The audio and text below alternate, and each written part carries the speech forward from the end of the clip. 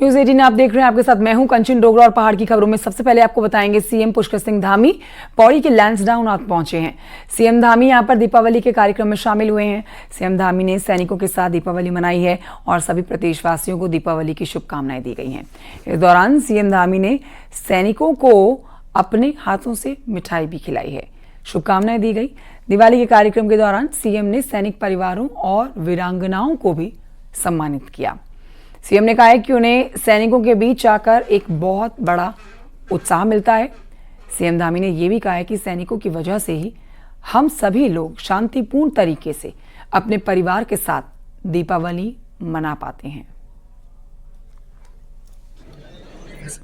अब मैं हमारा जो गढ़वाल रेजिमेंट्स का सेंटर है, ये बहुत ही हमारा इसका शानदार एक इतिहास रहा है, गौरवशाली इतिहास रहा है। चाहे वो प्रथम विश्व युद्ध हो, द्वितीय विश्व युद्ध हो या देश की आज़ादी के बाद भारत की सेना के द्वारा जितने भी युद्ध किए गए हैं, उसमें गढ़वाल के हमारे वीर रणबांकुरों ने हमेशा अपने शौर्य और पराक्रम और वीरता का परिचय दिया है।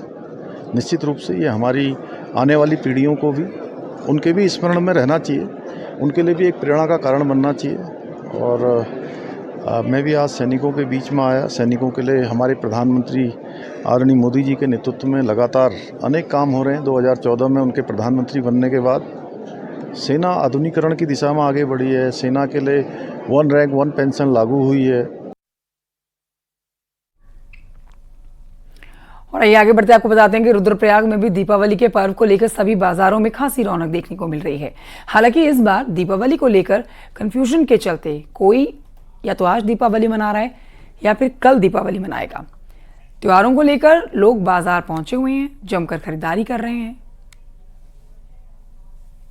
दीपावली लोगों में बड़ा उत्साह है, उमंग है और हर कोई खरीदारी कर रहा है। लोग आ रहे हैं और सामान खरीद रहे हैं, मोबाइल अच्छे दिख रहे हैं और बहुत अच्छी सेल चल रही है, ऑफर चल रहे हैं मोबाइलों का।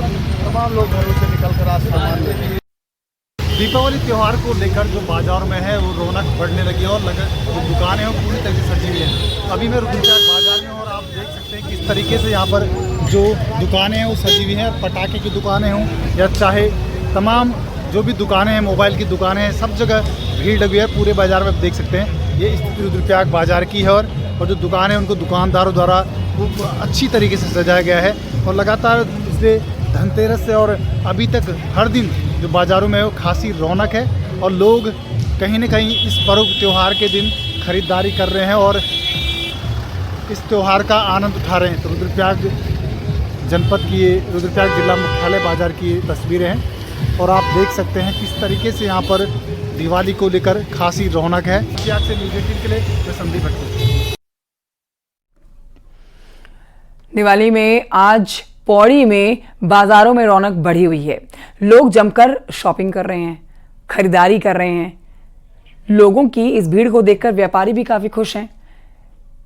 खरीदारों को खरीदारी करते हुए बाजार में जिन लोगों ने दुकानें सजा रखी हैं, अपनी बिक्री होता हुआ देख उनके चेहरे पर मुस्कुराहट आ रखी है।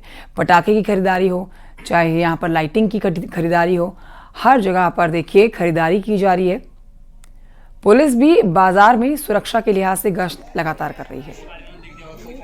ये सीजन दिवाली का इस समय चल रहा है और काफी भीड़ है मार्केट में। लोग काफी शॉपिंग खरीदारी कर रहे हैं और अच्छा मतलब क्राउड है। आप देख सकते हैं ये सारी दुकानें लगी है पटाखों की। त्योहारी सीजन में हमारा व्यापारी भी बहुत ज्यादा उत्साहित है इस टाइम और अपनी तरफ से भी वो जितना साजो सामान अपनी बाजार में लगा सकता है उसको साज सज्जा में पूरा प्रति जो पार्टिसिपेट कर रहा है हमारा व्यापारी।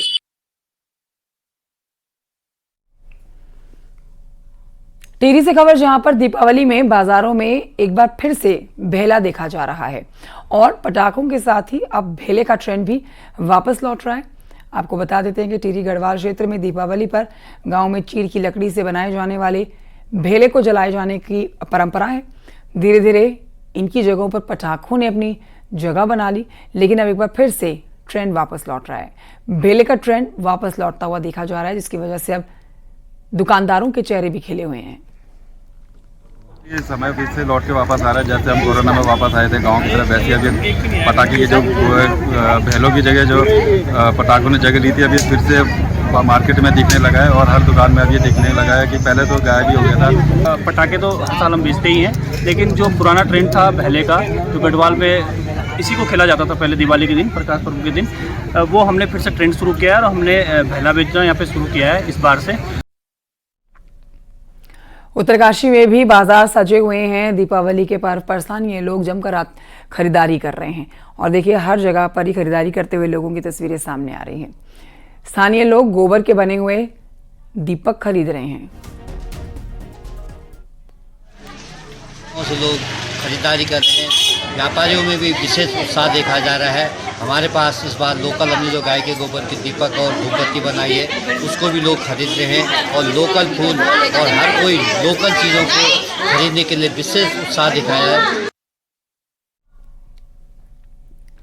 टिहरी में दीपावली के त्योहार के चलते फायर ब्रिगेड के विभाग भी अब अलर्ट मोड पर रखे गए हैं। फायर ब्रिगेड विभाग अलर्ट मोड पर है।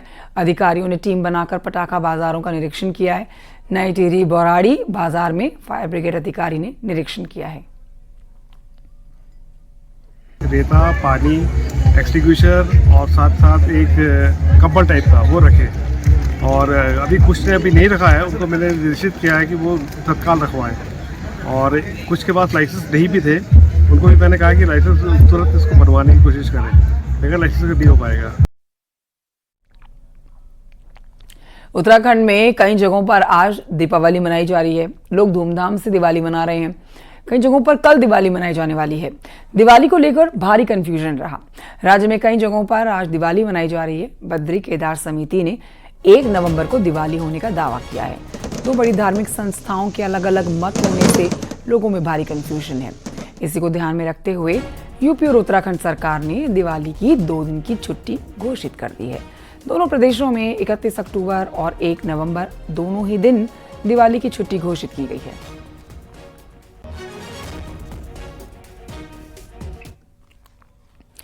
दिवाली के पर्व को लेकर बद्रीनाथ धाम को भव्य तरीके से सजाया गया है। हालांकि बद्रीनाथ में 1 नवंबर को दिवाली मनाई जाएगी, जिसकी तैयारियां पूरी हो गई हैं। रंग बिरंगी लाइटों से भगवान बद्री विशाल का मंदिर सज चुका है। करीब 15 क्विंटल फूलों से बद्री विशाल मंदिर का श्रृंगार किया गया है।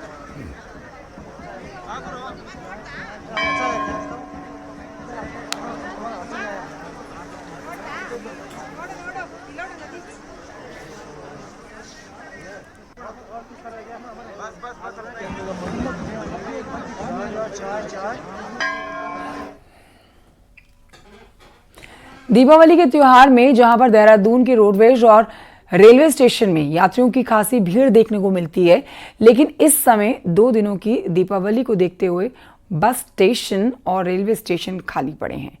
बताया जा रहा है कि यात्री 2 दिनों के चलते बुधवार से ही जाना शुरू हो गए, जिसके चलते आज स्टेशन खाली पड़े हैं। आज हम देख रहे हैं देहरादून के ये आईएसबीटी है। आप देख सकते हैं आईएसबीटी बिल्कुल खाली पड़ा है, जबकि अमूमन ये देखने को मिलता है जब भी कोई त्योहारी सीजन या कोई भी त्योहार आता है तो उससे पहले ये पूरा आईएसबीटी भरा होता है, खचाखच होता है यात्रियों से। कई बार यात्रियों को ये दिक्कतें आती है कि गाड़ी नहीं मिल रही है, गाड़ियां खाली, गाड़ी यहाँ पे काफी शॉर्टेज होती है, काफी दिक्कतें यात्रियों को झेलनी पड़ी। लेकिन आज इस तरीके से स्थिति आप देख सकते हैं कि पूरा आईएसबीटी का जो ये प्रांगण है। कैमरा सहयोगी संदीप के साथ में सत्येंद्र बर्तवाल, न्यूज 18 देहरादून। चारधाम यात्रा अपने अंतिम पड़ाव पर है और कुछ ही दिनों में देखिए 4 धामों के कपाट बंद होने का सिलसिला शुरू हो जाएगा।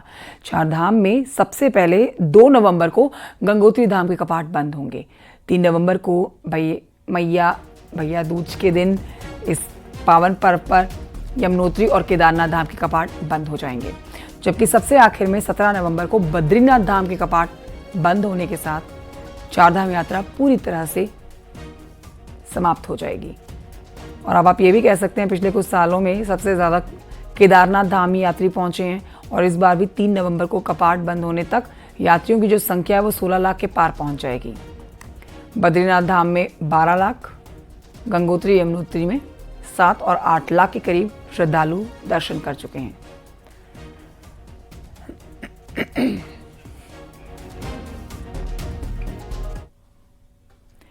टिहरी के नत और सिंगौरी टिहरी की पहचान मानी जाती है। दीपावली में तो सिंगौरी मिठाई की डिमांड और बढ़ जाती है, जिसे देश ही नहीं बल्कि विदेशों में भी खूब पसंद किया जाता है।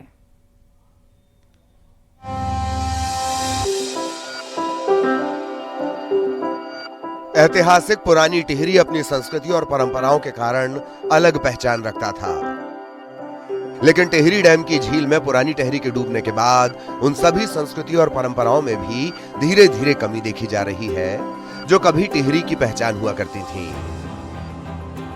टिहरी में बनने वाली एक विशेष तरह की मिठाई जिसे सिंगोरी कहा जाता है, वो उनमें से ही एक है जो आज भी त्योहारों में लोगों की पहली पसंद है। विशेष तरह के खोए से बनकर तैयार और मालू के पत्ते में लपेटी हुई सिंगोरी को दीपावली के त्योहार पर विशेष रूप से तैयार किया जाता है और इसकी डिमांड इतनी है कि लोग देश के कोने कोने से सिंगोरी लेने टिहरी पहुंचते थे। इसके साथ ही विदेशों से भी इसकी डिमांड आती है।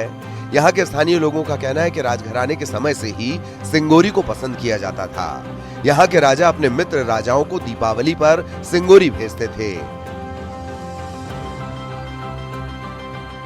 जी, ये तो पुरानी टिहरी से काफी प्रचलित है और त्योहार के सीजन में हो या अन्य टाइमों में इसकी काफी डिमांड है, बाहर तक जाती है। देहरादून, दिल्ली, बम्बई जो लोग आते हैं ले जाते हैं।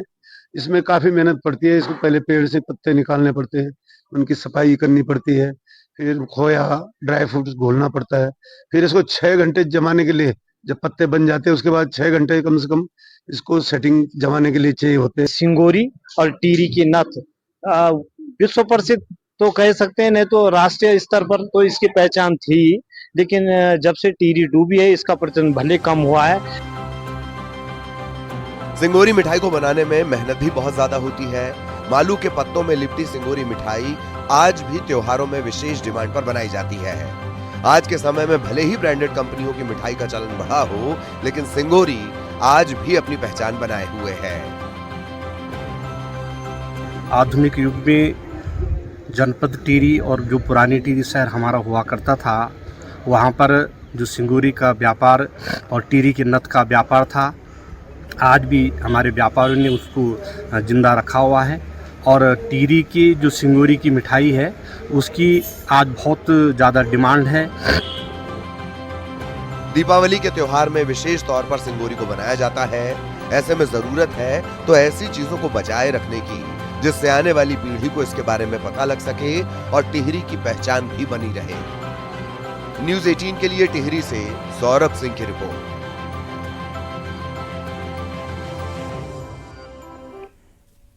वहीं आपको बताएंगे दिवाली के मौके पर पहाड़ों की बाल मिठाई बहुत ज्यादा डिमांड में रहती है। बहुत ही खास होती है मिठाई। अल्मोड़ा में बाल मिठाई का आविष्कार हुआ है 1865 में और आज भी इसकी बिक्री सबसे ज्यादा होती है।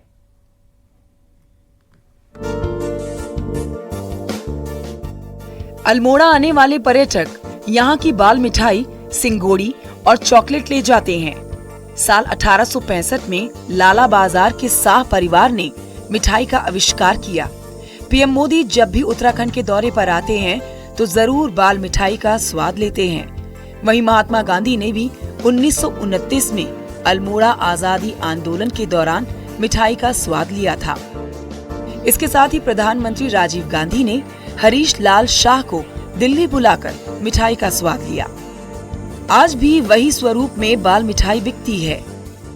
अल्मोड़ा की जो ये बाल मिठाई है ये देश में नहीं विदेशों में भी बहुत प्रसिद्ध है और इसकी विशेषता यह है कि एक तो ये ज़्यादा दिनों तक चल सकती है और ये प्योर खोए की होती है। इसे व्रत वाला आदमी भी इसे खा सकता है, मंदिरों में भी ये चढ़ती है, यही इसकी खासियत है और ये अल्मोड़ा में ही ये मिठाई को बनाया जाता है। अल्मोड़ा आने वाले पर्यटक ही नहीं, यहाँ के निवासी भी अपने रिश्तेदारों को त्योहारों में बाल मिठाई भेजते हैं। कई दिनों तक बाल मिठाई खराब भी नहीं होती है। मिठाई की मांग को देखते हुए अल्मोड़ा में कई दुकानें मिठाई की खुल गई हैं।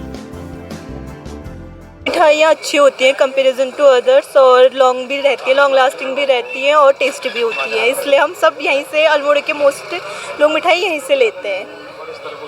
हाँ, यहाँ की मिठाइयाँ बहुत फेमस हैं और बहुत लंबे समय तक टिकती हैं और हम हमेशा यहीं से मिठाइयाँ ले जाते हैं। बस यही है, यहाँ ही जाते हैं। बाल मिठाई, सिंगोड़ी और चॉकलेट का जिक्र आते ही लोगों को अल्मोड़ा की याद आ जाती है, जहां से बाल मिठाई, सिंगोड़ी का आविष्कार हुआ है। आज भी कुछ पुरानी दुकानों में 5वीं पीढ़ी मिठाई की बिक्री कर रही है। न्यूज़ 18 के लिए अल्मोड़ा से किशन जोशी की रिपोर्ट। देहरादून से खबर, जहां पर चक्राता रोड पर भारी भरकम पेड़ गिरने से अफरा तफरी मच गई। देहरादून के चक्राता रोड पर FRI के पास में अचानक से सड़क पर भारी भरकम लिप्टिस का पेड़ आ गिरा, जिसकी वजह से चक्राता रोड पूरी तरह से बंद हो गया। दोनों तरफ गाड़ियों की लंबी लंबी लाइनें लग गई, जाम लग गया। पुलिस के साथ स्थानीय लोगों ने पेड़ को काटकर हटाया है, तब जाके रास्ता खुल पाया है।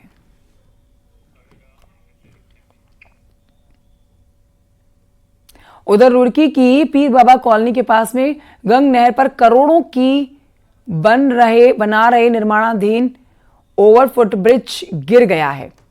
गंग नहर में देर रात पानी छोड़ने के बाद पुल ढह गया, जिससे अब कार्यदायी संस्था पर भी सवाल उठने लगे हैं। अभी इस पुल का निर्माण जो होना है, उसका काम कुछ समय पहले ही शुरू हुआ था।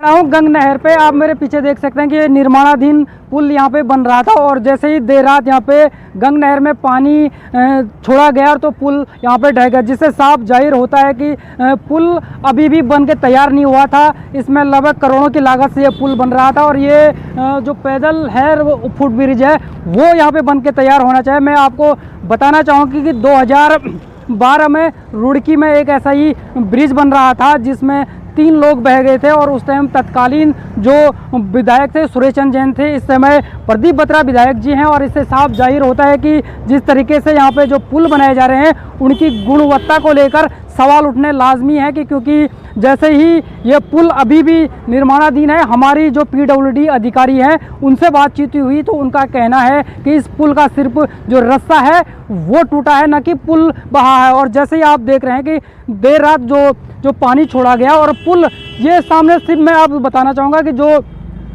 रेल पटरी है, इस ओवर ब्रिज से रेल भी गुजरती है, और इसी के लिए पैदल ब्रिज बनाया जा रहा था जिससे लोगों को सुविधा मिले। मनोज जयाल, न्यूज़ 18 रुड़की। खबर हरिद्वार से है, जहां पर जगजीतपुर रजवाहे के रेगुलेटर के निर्माण में पहले दिन ही दरार आ गई।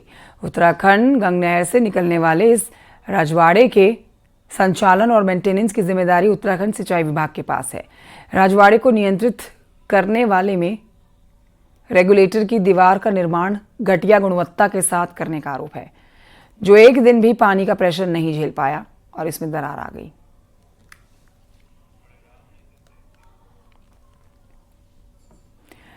खबर हरिद्वार से, जहां पर हरिद्वार से कानपुर तक जाने वाली गंग नहर में पानी छोड़ दिया गया है। बुधवार देर रात यूपी सिंचाई विभाग ने भीमगौड़ा बैराज से गंग नहर में पानी छोड़ दिया है। दशहरे से दीपावली तक हर साल मेंटेनेंस के लिए इस नहर को बंद किया जाता है यहाँ पर, जिससे यूपी उत्तराखंड में सिंचाई और दिल्ली NCR में पेयजल की सप्लाई भी प्रभावित हो जाती है। हरिद्वार में गंग नहर में पानी आ जाने से रौनक एक बार फिर से लौट आई है। हालांकि हरकी पैड़ी पर अभी पानी नहीं छोड़ा गया है। आज रात तक हरकी पैड़ी ब्रह्मकुंड पर भी गंगा जल बहने लगेगा। सुंदर लगता है, आज इसी बहाने से रौनक सी लौट रही है वापस। तो लोग परेशान थे काफ़ी दिन से, वो गंदगी नज़र आ रही थी चारों तरफ। आज सुंदर लग रहा है, बहुत अच्छा लग रहा है। बस ये समझ लीजिए दशहरा के टाइम पे बंद हो गई थी और आज दीपावली की रात को नाइट में स्टार्ट हुई है। अच्छा, तो बेकार लगता है गंगा से ही रौनक है यहाँ पे सब कुछ। और ये बढ़ते आगे आपको बताते हैं, वक्फ बोर्ड संशोधन विधेयक पर चर्चा के बीच में उत्तराखंड में वक्फ बोर्ड की विवादित जमीन का मसला गर्मा गया है। उत्तराखंड वक्फ बोर्ड की हजारों करोड़ की लागत की बेशकीमती जमीनों पर भू माफिया कब्जा कर चुका है और हजारों करोड़ की जमीनें निशाने पर हैं। लिहाजा वक्फ बोर्ड ही इस घपले घोटाले की CBI जांच की मांग उठाने लगा है। देखिए रिपोर्ट।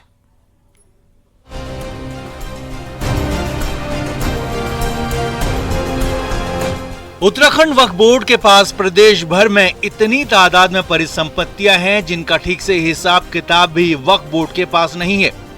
वक्फ बोर्ड की बेशकीमती दर्जनों जमीनों पर रसूखदार अपना कब्जा जमा चुके हैं। कई जमीनों के तो रिकॉर्ड ही गायब कर दिए गए हैं, तो दर्जनों जमीनों का विवाद अभी भी कोर्ट में चल रहा है। वक्फ बोर्ड विधेयक में संशोधन के लिए गठित JPC के सामने भी ये मामला उठा।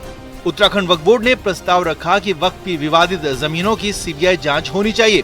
कई मुस्लिम नेता भी इसी बात का समर्थन करते हैं।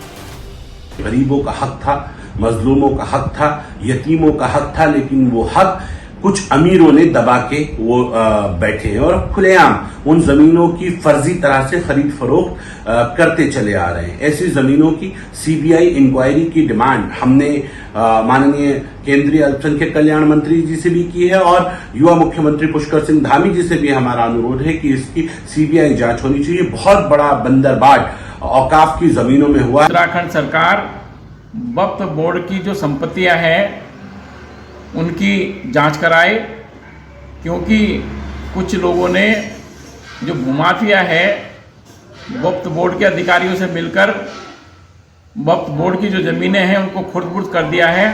अब आपको लिस्ट दिखाते हैं जहां वक्फ की जमीनों पर कब्जा हो चुका है। लालकुआं में लाल मोहम्मद बंजारा जमीन पर 45 परिवार कब्जा जमा कर बैठे हुए हैं। प्रेमनगर देहरादून में कब्रिस्तान की 14 बीघा जमीन पर भी विवाद चल रहा है। मसूरी में अंडाखेत में 65 बीघा जमीन पर कब्जा हो चुका है, मामला कोर्ट में है। अलल औलाद संपत्ति मसूरी में भी 20 से 25 दुकानें कब्जा कर बना दी गई हैं। दरगाह पिरान कलिया रुड़की में 250 बीघा जमीन विवादों में है। चकराता रोड देहरादून में मजार खुदा बख्श की जमीन पर कब्जा हो चुका है। वक्फ बोर्ड के हजारों करोड़ की परिसंपत्तियों पर भू माफिया की नजर बनी हुई है। वक्फ बोर्ड में समय समय पर आए अधिकारियों ने भी भू माफिया से मिलीभगत कर वक्फी संपत्तियों को खुर्द-बुर्द करने में कोई कसर नहीं छोड़ी। वक्फ बोर्ड के अधीन जो जमीनें हैं, इन जमीनों का मकसद था कि इनको भूमिहीन, गरीब और जरूरतमंद मुस्लिम परिवारों को दे दिया जाए ताकि वो वहाँ पर अपना रोजगार कर सकें, अपना रहने का ठिकाना बना सकें। लेकिन समय समय पर वक्फ में जो बोर्ड गठित हुए, इन बोर्डों में बैठे रसूखदारों ने सरकारों से मिली भगत कर वक्फ बोर्ड की हजारों करोड़ रुपए की बेशकीमती जमीनों को खुर्द-बुर्द कर दिया। आप देख सकते हैं कि तमाम जो दुकानें, जो कॉम्प्लेक्स आपको दिख रहा है, ये कभी वक्फ बोर्ड की जमीनें थी, लेकिन समय के साथ साथ इन जमीनों पर कब्जे कर दिए गए। यही कारण है कि अब इन जमीनों की सीबीआई जांच की मांग उठने लगी है। हालांकि इसका विरोध भी हो रहा है, लेकिन आप यकीन मानिए यदि इन जमीनों की सीबीआई जांच होती है तो देश के एक बड़े भूमि घोटाले से पर्दा उठ सकता है। कैमरा पर्सन दीपक उपाध्याय के साथ सुनील नौपरवात, न्यूज़ 18 देहरादून।